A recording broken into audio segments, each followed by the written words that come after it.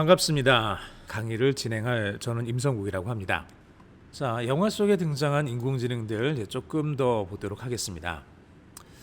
인공지능 데이빗, AI라는 영화, 스티븐 스필버그 감독이 만든 영화죠. AI라는 영화에 데이빗이라는 여기 보면은 소년이죠.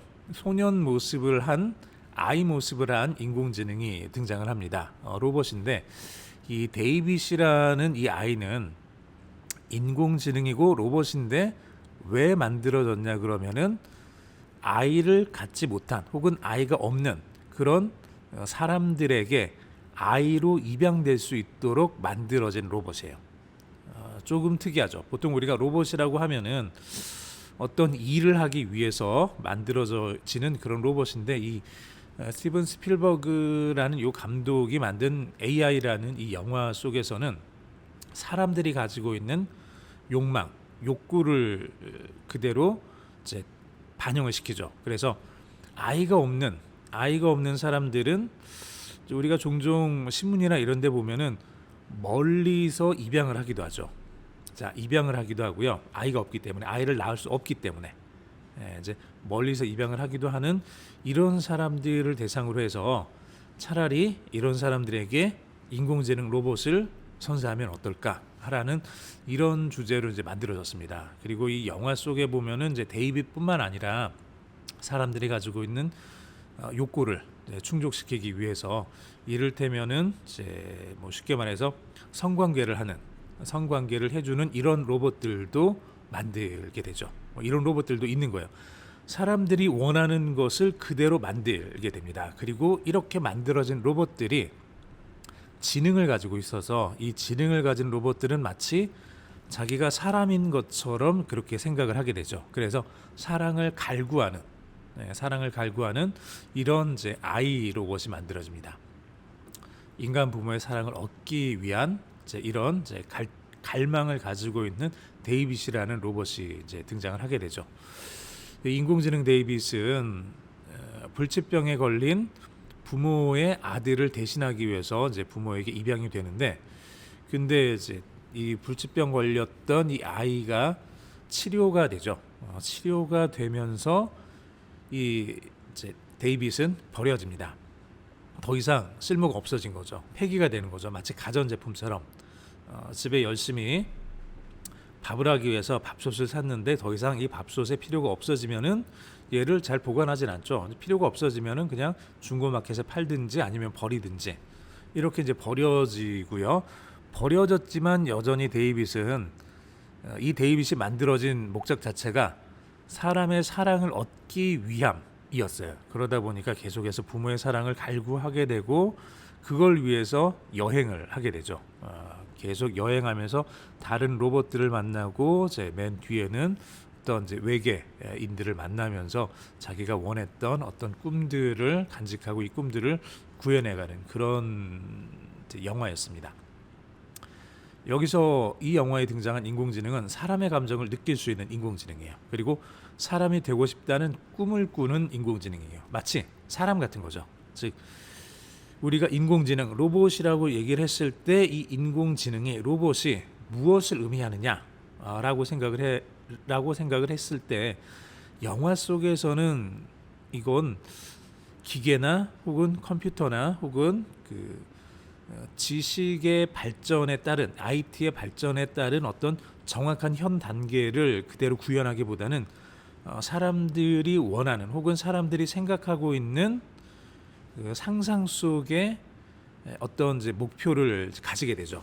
그러다 보니까 AI라는 이 영화 속에서도 외계인도 등장을 하고 로봇이 등장을 해서 인공지능을 가지고 있는데 인공지능을 가진 로봇들은 사람처럼 이렇게 사랑을 하고 슬퍼하고 뭐 화를 내고 이런 모습을 보여주게 됩니다.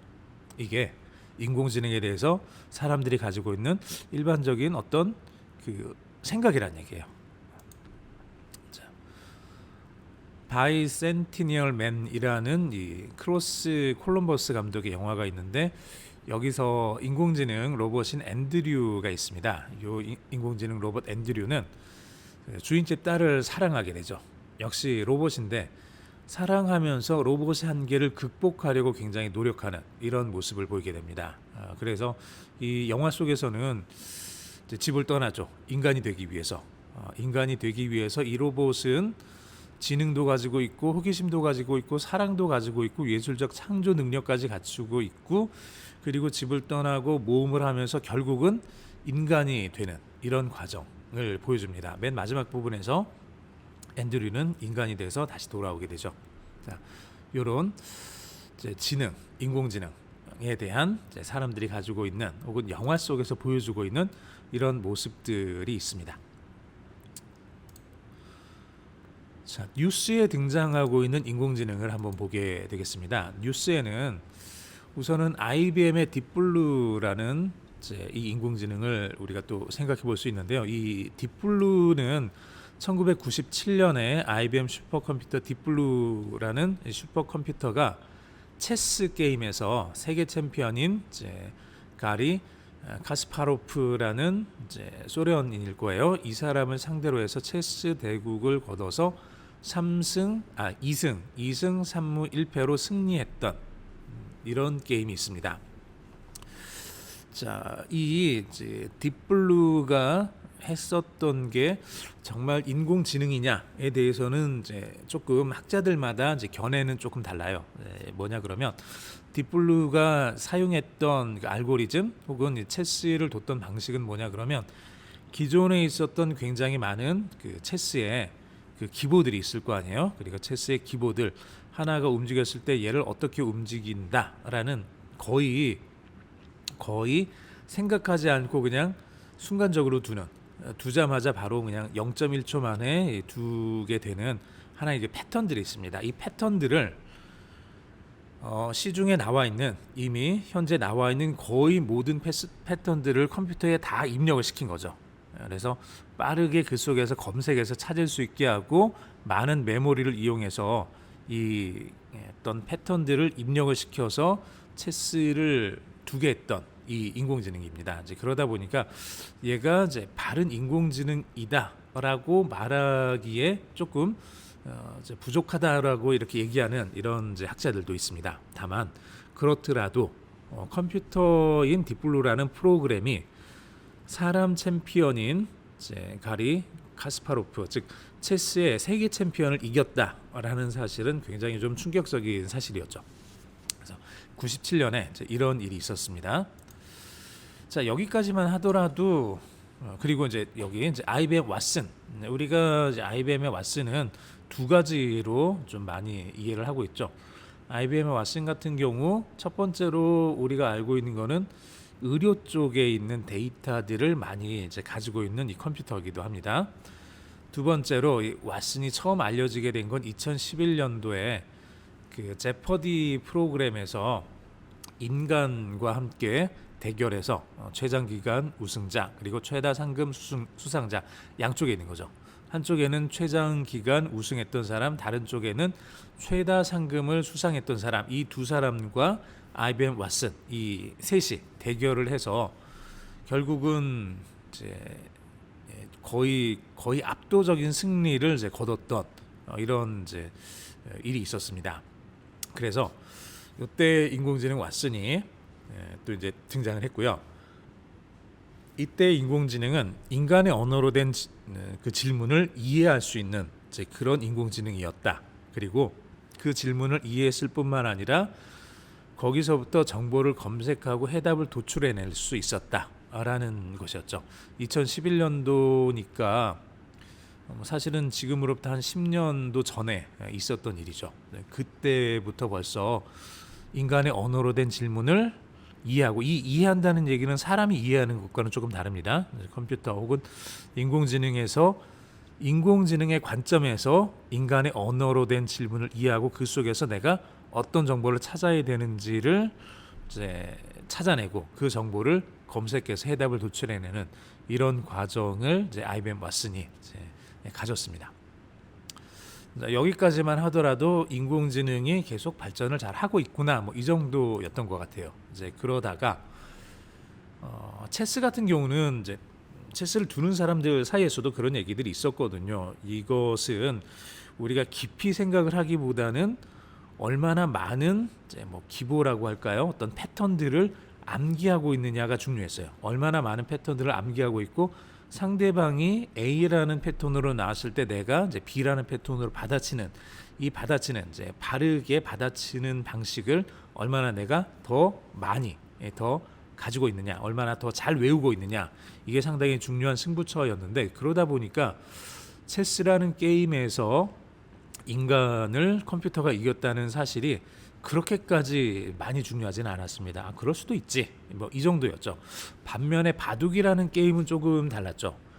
바둑은 체스하고 좀 달리, 체스 같은 경우는 둘 수 있는 수들이 딱 정해져 있잖아요. 사실은 그 판 위에 올려져 있는 그 이제 말들의 개수가 정해져 있고 한 턴씩 돌아가면서 진행을 하는데, 그러다 보니까 얘네들이 갈 수 있는 길들이 생각보다 그렇게 많지는 않은 거예요.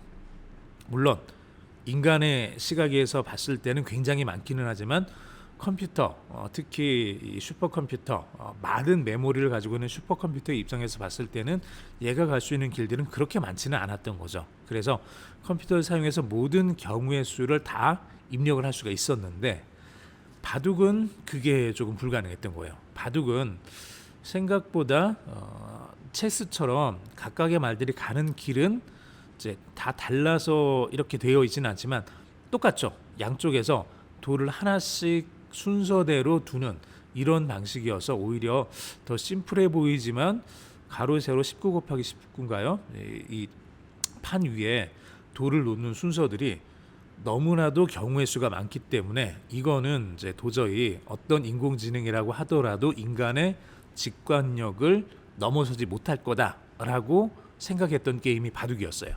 그래서 바둑에서는 인공지능이 아무리 인공지능이 뛰어나도 사람의 직관력을 넘어설 수는 없다. 뭐 이렇게 생각되었었죠. 실제로 바둑 쪽에서 인공지능 혹은 이제 바둑을 두는 프로그램들은 이제 알파고 이전에도 있었습니다. 알파고 이전에도 이제 바둑 프로그램들이 있었고, 이 바둑 프로그램들은 대부분 프로 기사들의 실력이 아니라 거의 아마추어들의 실력 정도였어요. 그래서 이세돌 그 프로 기사가 구글에 이제 딥마인드 알파고하고 대국을 벌일 때만 하더라도 이런 것들이 있었기 때문에 그렇게 크게 신경을 쓰진 않았습니다. 그래 봐야 뭐 거기서 조금 더 성능이 좋아진 정도겠지, 뭐 이 정도였던 거죠. 그냥 그래 봐야 아마추어들보다는 조금 더 뛰어난, 그래서 아마추어들 사이에서 좀 고수 정도의 수준이겠지, 뭐 이 정도로 대부분의 사람들이 생각을 했었습니다. 그런데 뚜껑을 열어봤을 때 이제 결과가 좀 많이 틀려졌죠. 실제로 2016년 구글의 딥마인드에서 알파고를 개발해서 이세돌 구단과 이제 바둑 대결을 벌였을 때 알파고가 4승 1패로 이제 큰 승리를 거두죠. 그리고 이 이제 알파고가 패했던 한 번의 패배조차도 사람들이 봤을 때는 정말로 이세돌 구단이 너무나 뛰어난 그런 한 수를 두었기 때문에 이겼던 걸로 나옵니다. 즉 이때 이때를 기점으로 해서 어쩌면은 인공지능이라는 것이, AI라는 것이, 머신러닝이라는 것이 훨씬 더 우리들에게 더 일반인들에게 가까이 다가오는 그런 계기가 됐습니다. 자, 그래서 이제 더 이상은 이제 인간의 직관력이 인공지능을 앞지른다라고 이렇게 말할 수 있는 그런 상태가 아니게 된 거죠. 이제 알파고를 통해서 초고수, 바둑에 있어서 세계 최고수라고 말할 수 있는 이세돌 구단에게 알파고가 대승을 거뒀던 이런 이제 일이 있었습니다. 근데 이제 이런 부분들은 또 나중에 얘기를 하겠지만 바둑이라는 게임에서 인공지능이 이긴 거예요. 우리가 인간의 직관력을 너무 지나치게 자만하고 있었던 거죠.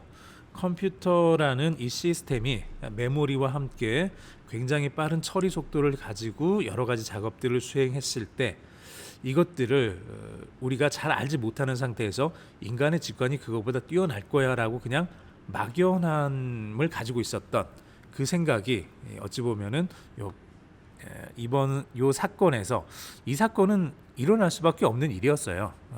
이제 쭉 진행을 하다 보면 IT의 발전이 그리고 인공지능의 발전이 계속 진행이 되다 보면 적어도 이런 바둑과 같은 이런 게임에서는 결국은 인공지능이 이길 수밖에 없거든요.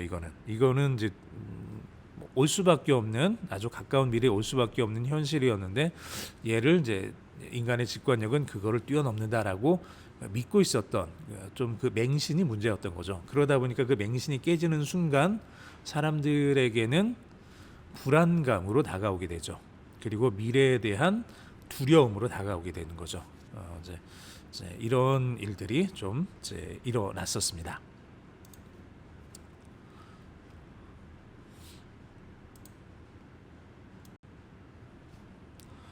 자, 이번에는 인공지능 학문의 탄생 그리고 정의에 대해서 살펴보는 시간을 갖도록 하겠습니다. 인공지능 학문의 탄생 그리고 정의. 자, 인공지능이라는 용어, AI죠. Artificial Intelligence. 그래서 우리가 AI라고 얘기를 하는데 인공지능이라는 말이 언제 나왔냐? 1955년도 꽤 옛날이죠. 꽤 옛날. 아마 제 강의를 듣고 계시는 분들은 웬만하면 1955년 이전에 태어나신 분들은 없을 거예요. 1955년 여러분들보다 대부분의 여러분들보다 훨씬 나이가 많습니다. 인공지능이 시작된 태어난 연도는요. 다트머스 대학교의 존 메카시라는 교수가 처음으로 Artificial Intelligence라는 말을 인공지능이라는 말을 그 용어를 사용을 했습니다. 이 다트머스 컨퍼런스 개최를 준비하면서 그 경비 마련을 위해서 록펠러 재단에 후원금 요청을 보냈는데 그때 이 용어를 처음 사용을 했습니다. 여기 보면은 그 용어가 처음 사용된 이 페이퍼가 나와 있죠. 자, 다트머스 컨퍼런스는 존 메카시가 클로드 세넌, 마빈 민스키, 나다니엘 로체스터 등과 함께 준비한 인공지능 관련 컨퍼런스였습니다.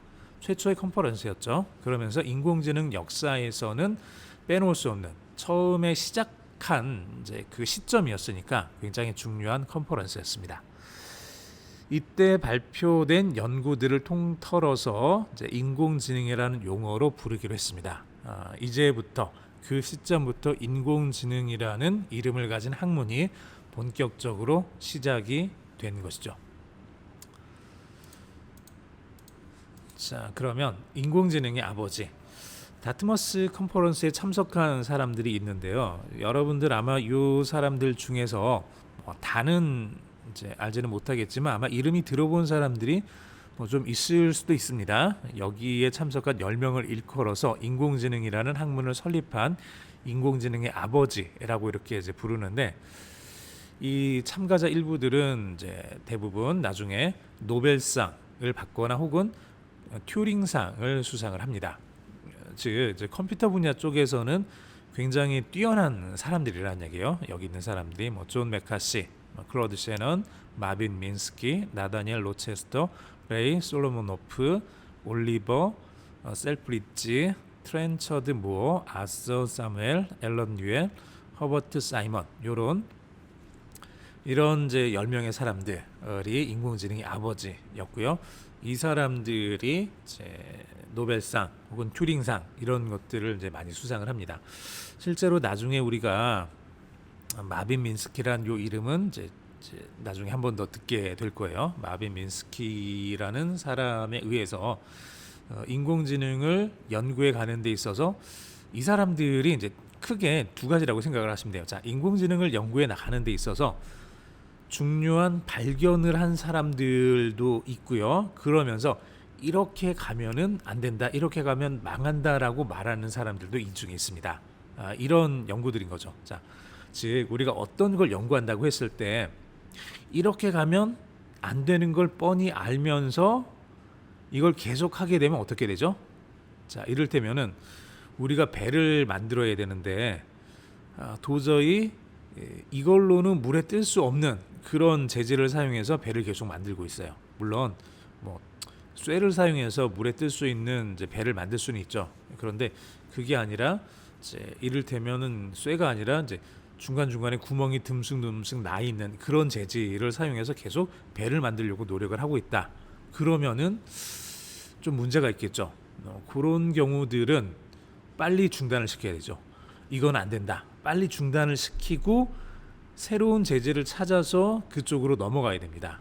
그래야 되는데 그걸 하지 않으면은 이제 망하는 거죠. 시간은 시간대로 계속 가고 비용은 비용대로 계속 썼고 시간이 지난 다음에 아무런 성과가 없고 이런 일이 이제 발생을 할 수 있다는 얘기예요. 그래서 인공지능의 아버지 여기 있는 사람들은 대부분 두 가지를 합니다. 첫 번째는 인공지능 분야에 있어서 획기적으로 앞으로 더 나아갈 수 있는 발견을 하거나 연구를 하는 이런 사람들이 있고, 두 번째로는 이렇게 가면 이걸 가지고 계속 앞으로 가면 우리는 망한다라고 제지를 하는 사람들이 있어요. 이 두 가지가 다 이 속에 이제 들어 있게 됩니다. 자, 인공지능의 정의에 대해서 잠깐 보겠습니다. 인공지능. 존 메카시라는 사람이 인공지능에 대해서 이렇게 정의를 했습니다. 지능적 기계를 만들기 위한 과학과 공학이다.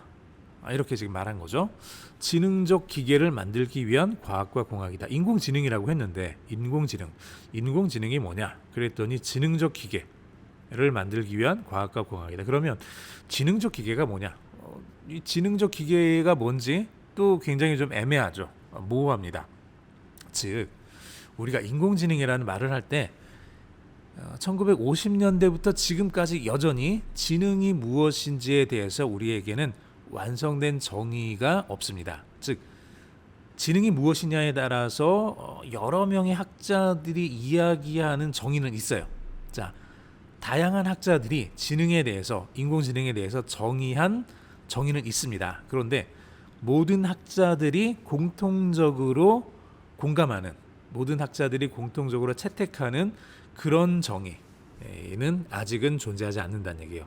그러다 보니까 인공지능에 대한 정의 역시 모호하고 다양합니다. 다양하다는 얘기는 사람마다 정의가 다르다는 얘기예요. 사람마다 정의가 다르다는 얘기는 이 인공지능이 무엇인지에 대해서 우리가 교과서를 만들어서 사람들에게, 학생들에게 가르치려고 할 때 뭐라고 써야 될지, 뭐라고 쓰더라도 여전히 그 속에서 불만, 컴플레인이 나올 수밖에 없다는 얘기죠. 정의가 다양하니까. 여기 보면은 이제 존 호즐랜드라는 인지과학자, 현상학 분야의 철학자는 문자 그대로 컴퓨터를 생각하도록 만드는, 마음을 갖는 기계를 만드는 노력을 의미한다. 뭐 이렇게 좀 얘기를 해요. 좀 모호하기는 하죠. 인공지능이 뭡니까? 인공지능에 대한 정의를 알려주세요. 그랬더니 이 사람은 이렇게 얘기를 하는 거예요. 컴퓨터를 생각하도록 만든다는 게 뭔가? 마음을 갖는다는 게 뭔가? 마음을 갖는 기계를 만드는 흥분되고 새로운 노력. 자, 굉장히 좀 애매해요. 유진 카니악, 컴퓨터 쪽 그리고 인지과학 쪽에 있는 과학자입니다. 계산 모델, 컴퓨테이셔널 모델을 활용한 정신적 능력, 멘탈 패컬티에 대한 연구를 의미한다. 여기서 계산 모델은 인공지능이 컴퓨터로 실행 가능해야 함을 뜻한다. 이렇게 얘기를 하죠. 계산 모델을 활용한 정신적 능력에 대한 연구다. 이렇게 얘기를 해요. 이런 정의들이 생각보다 이해하기가 좀 어렵죠. 레이 커즈와일 미래학자인데 사람이 수행할 때 지능이 요구되는 기능들을 수행할 수 있는 기계를 만드는 기술. 이것도 굉장히 좀 쉽지 않죠. 조지 루거는 컴퓨터 과학자고요. 지능적 행동의 자동화에 관련된 컴퓨터 과학의 한 분야다. 지능적 행동의 자동화. 자, 그럼 지능적 행동이 뭐냐? 행동에서 지능적이라는 게 어떤 뜻이냐? 역시 이런 부분들에 있어서 정확하게 우리한테 이제 와닿지는 않습니다. 이게 어떤 단어에 대한 정의를 내릴 때 쉽지 않은 거예요. 왜냐하면은 너무 쉽게 만들어 버리면은 그 속에서 이제 공격당할 여지들이 여전히 많다 보니까, 특히 인공지능 같은 경우는 이제 너무나도 다양한 사람들이 이쪽에서 일을 하고 있고, 얘를 공부를 하고 있고, 얘를 연구를 하고 있고, 이 정의를 만들어내고 있다는 얘기예요. 이제 그러다 보니까 다양한 사람들이 추구하는 방향, 어찌 보면 바라보는 관점들이 관점들이 각각 다 다른 거죠. 각각 다 다른 이 관점들을 하나로 만든다라는 건 굉장히 어렵습니다. 마치 장님이 코끼리를 정의하는 것과 같은 거죠. 눈이 보이지 않는 장님들이 모여가지고 코끼리를 정의하라고 했더니 한 사람은 다리를 만져서 기둥 같은 것이다 하고, 한 사람은 코를 만져서 길다란 뱀 같은 것이다 라고 하고, 어떤 사람은 귀를 만지고 뭐 이런 식으로 몸통을 만지고, 이렇게 해서 눈이 있어서 멀리서 모든 것을 다 바라볼 수 있으면 조금 더 이제 코끼리에 대해서 조금 더 정밀한 정의가 가능하겠지만, 이제 장님인 상태에서 정확하게 코끼리가 어떻게 생겼는지를 다 알지 못하는 상태에서 정의를 내리려다 보니까 어려운 거죠. 마찬가지로 인공지능도 그래요. 인공지능이 뭡니까? 라고 이렇게 정의를 물었을 때 첫 번째, 지능이 뭐냐? 라는 여기에서부터 이제 우리의 문제가 생긴다는 얘기예요. 지능이 뭐냐라는 그 문제에서부터 우리들은 완벽하게 사회적으로 합의된 정의가 없는 거예요. 즉, 학자들마다 지능에 대한 정의가 달라요. 그러면은 학자들마다 다른 지능을 인공을 붙여버리면, 인공지능이라고 해버리면, 얘는 또 한 걸음 더 나가서 더 많은 다양한 변수들을 갖는 정의가 나오겠죠. 자, 그래서 인공지능의 정의는 이렇게 이제 다양하게 있습니다. 인공지능의 정의가 다양한 이유는 지능에 대한 온전한 정의가 존재하지 않기 때문입니다. 자, 이게 첫 번째고요. 그리고 인공지능 효과라고 부르는 현상 때문이기도 합니다. 자, 인공지능 효과란 뭐냐? 이거는 지능적 작업이라고 인정받던 일이 컴퓨터로 수행하면 이것은 지능이 아니라 단지 계산일 뿐이다라는 비평이 일어나는 것이란 얘기예요. 자, 뭐 어떤 걸까요? 자, 만약에 여러분들 주변에 있는 모든 사람들이 구구단을 외우지 못하는 사람들이라고 합시다. 여러분들이 뭐 타임머신을 타고 혹은 어딘가 먼 나라를 갔더니 거기 사는 사람들은 태어날 때부터 공부를 하지 않았어요. 공부를 하지 않아도 살 수 있는 그런 사회였던 거죠. 자, 그곳에 가서 여러분들은 구구단을 알고 있기 때문에 뭐 12 곱하기 24 이런 계산을 그냥 바로 해낼 수 있는 거예요. 자, 그런데 이런 계산을 했을 때 주변에 있는 사람들은 여러분들을 뭐라고 호칭을 할까요? 야, 쟤 굉장히 똑똑하다라고 얘기하겠죠. 쟤는 굉장히 우리들에 비해서 지능이 뛰어나, 이렇게 얘기를 하겠죠. 구구단을 알지 못하는 사람들 사이에서 구구단을 할 줄 아는 사람, 곱셈을 할 줄 아는 사람은 굉장히 지능적인 사람이에요. 지능이 뛰어난 사람이에요. 그런데 이전에는 이게 지능적인 작업이라고 인정받던 구구단을 외우고 곱셈을 하는 작업이 컴퓨터를 우리가 사용을 하게 되면서부터, 컴퓨터를 사용하면서부터 이건 지능에 관련된 게 아니라 그냥 단지 계산일 뿐이다. 그냥 누구나 다 할 수 있는 거야. 이렇게 이제 비평이 일어나기 시작을 한다는 얘기죠. 이제 그러다 보니까 이 인공지능 효과라는 것이 이제 등장을 하면서, 자, 인공지능에 대한 정의가 굉장히 더 모호해지기 시작을 하는 거죠. 자, 인공지능, 그게 무슨 인공지능이야? 그건 그냥 컴퓨터를 사용해서 계산을 빠르게 했을 뿐이야. 그건 그냥 컴퓨터를 사용해서 계산을 빠르게 했을 뿐이야. 계산을 여러 번 했을 뿐이야. 여러 가지 상황에 대해서 계산을 했을 뿐이야 라고 우리가 이야기를 할 수도 있다는 얘기예요. 그러다 보니까 인공지능에 대한 정의가 굉장히 다양해집니다. 다양해지기 때문에 문제는 어떻게 되는 거죠? 정의를 우리가 내리기가 쉽지 않다는 얘기예요. 그래서 인공지능 지지자들이 주기적으로 겪는 문제가 있다. 기계가 어떻게 지능적인 행동을 하는지 알게 되면, 기계가 어떻게 지능적인 행동을 하는지 그 시스템, 그 구조를 알면 더 이상 그 구조를 지능적인 것으로 여기지 않는다라는 내용이에요. 만약에 내가 사람이 세계 체스 챔피언을 이겼다면 사람들은 그 사람을 굉장히 지능적이고 영리하다고 여기겠지만, 제가 조금 전에 얘기했죠. 이제 컴퓨터를 사용해서 세계 체스 챔피언을 이겼는데 이 컴퓨터 안에 들어가 있는 것은 사람들이 이렇게 얘기를 하는 거예요. 얘는 굉장히 뛰어난 인공지능을 가지고 있어 라고 말하는 사람도 있지만, 또 다른 한편에서는 체스라는 게임은 굉장히 많은 그 패턴들을 기억하고 있다가 그 외운 패턴에 따라서 정확한 수를 두기만 하면 이기는 게임이야 라고 생각하는 사람들은 이거 컴퓨터니까 이 컴퓨터 안에 충분한 메모리를 가지고 있고 그 안에 모든 패턴들을 다 집어넣어 놨으면 얘는 이길 수밖에 없지, 이렇게 얘기를 하기 시작을 한다는 얘기죠. 즉 사람이 했으면은 굉장히 지능적이라고 칭찬받을 만한 그 행동이 컴퓨터가 했을 때는 뭐 그냥 계산했을 뿐이네 라고 이렇게 여길 수 있다는 얘기예요.